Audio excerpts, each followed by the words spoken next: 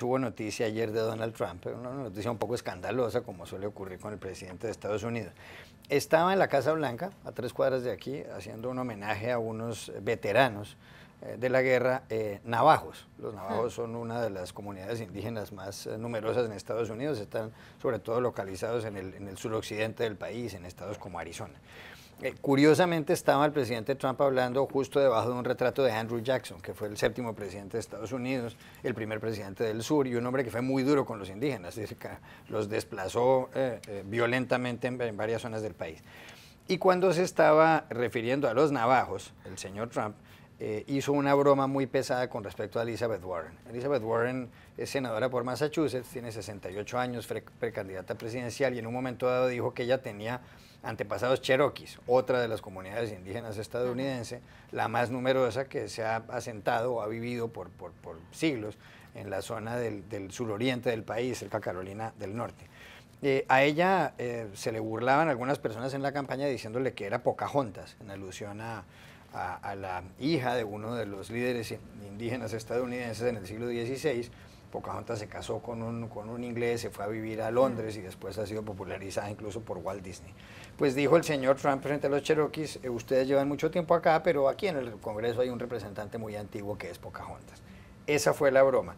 Uno se pregunta si el señor Trump tendrá límites, porque la verdad es que ya llega a eso, a unos extremos que llaman la atención. Es algo que muchas personas consideraron ofensivo, aun cuando la jefa de prensa, el señor Trump, dijo que no, que la señora Warren mentía con respecto a sus ancestros. ¿Cuál es su punto de vista sobre este asunto? No conoce límites en tanto que nadie en su entorno se los pone. Quien se los puede poner es solamente la gente de su entorno. Yo creo que hay que distinguir entre los insultos, que desde luego el presidente, tanto en campaña como después de campaña electoral, ha dicho unos cuantos, de los insultos racistas, porque Pocahontas puede ser una palabra neutra, pero dicha con la intención que él la dice, es con ánimo de ofender y de insultar y de burlarse.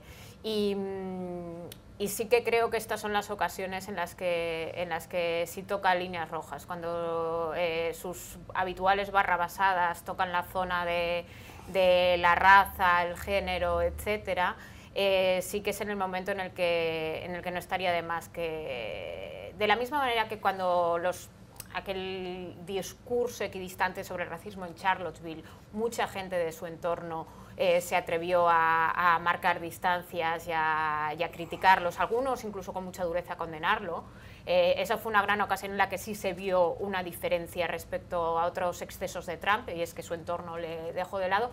En estas pequeñas cosas que parecen simplemente bromas, cuando entran en la zona de racismo, creo que esa es otra de las líneas rojas en las que su entorno sí tendría que marcar unas distancias, sobre todo porque además es una broma repetida. O sea, él se pasó la campaña electoral hablando de Pocahontas porque, bueno, le acusaba a la senadora de usar esos supuestos orígenes como para ganar el favor de la opinión pública o ganar votos. Sí, ganar votos. Es repetitivo, es racista, ni siquiera es gracioso y seguramente es de estas ocasiones en las que es su entorno quien tiene que desmarcarse. Pablo Sotero, que ha visto pasar a tantos presidentes por la Casa Blanca, ¿recordaba algo parecido? Un presidente con... No hay como prever o programar a Trump. Trump es un líder absolutamente instintivo. Estaba ahí, creo que esto no fue, digamos, programado por nadie, no fue discutido con sus asesores. Vio ahí unos indígenas, creo que la primera imagen que vino de hacer algo como un chiste que no funciona, no funciona porque lo aísla aún más y las encuestas lo demuestran, está menos popular, no más popular, no ha conseguido aprobar ninguna medida, ley, proyecto de ley significativo hasta ahora. Entonces esto, como dice Amanda, esto no ayuda a él, no ayuda a Estados Unidos. Sebastián. es una falta de modales, es una falta de tino, es una falta de todo, ¿no? Pero además el contexto, no nos olvidemos que estos son unos veteranos de la Segunda Guerra Mundial, uno de ellos tenía 90 años. La historia de ellos es fabulosa, ¿no? Porque eran indígenas que usaban su idioma para comunicar y son héroes de guerra. Tendría que ser todo el foco en ellos y celebrar eso. Y en vez estamos aquí hablando del penúltimo insulto, la penúltima barbaridad que sale de la boca del presidente. El problema es que es un presidente que parece vivir la política y la vida como un conflicto, como una guerra continua. Entonces, no solo es la parte del insulto que parece cruzar la línea del racismo, sino siempre atacando, ¿no? Siempre, o sea, ¿qué tiene que ver Elizabeth Warren con esta ceremonia? Entonces, lo triste como americano es que se está haciendo mucho daño cada día a la figura del presidente, ¿no? Que tiene que ser una figura de dignidad, de autoridad, de seriedad. Y nos pone a nosotros, los periodistas, en un dilema, porque cada día que se dice algo así, paramos un poco las noticias y hablamos todo el día de eso, o lo ignoramos y se convierte en una cosa cotidiana y normal, ¿no? Y no sé cuál es peor. Pepe. Bueno, en mi calidad de mexicano, es decir, una de las víctimas más frecuentes, ¿no? de las ráfagas retóricas de Trump, lo que me llama la atención es que no simplemente es un traspié semántico, es un traspié retórico, es una ocurrencia, ¿no? El problema es que esas palabras llevan de fondo y de sustancia una actitud que tiene hacia las minorías, ¿no?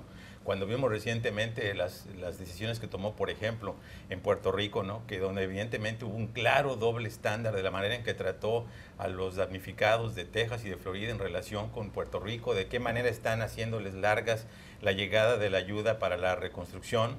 Hace unos segundos acaba de mandar un nuevo tuit diciendo que se va a reunir con Nancy Pelosi, con Chuck Schumer, y que de ninguna manera va a haber un acuerdo presupuestal si buscan incluir la protección para los indocumentados. Está refiriéndose, por supuesto, a los Dreamers. Ese es el gran problema. No solamente afecta y empaña, obviamente, la figura presidencial, que debe ser no solamente jefe de Fuerzas Armadas, sino un modelo moral para el país, sino además está creando todo un remolino, ¿no?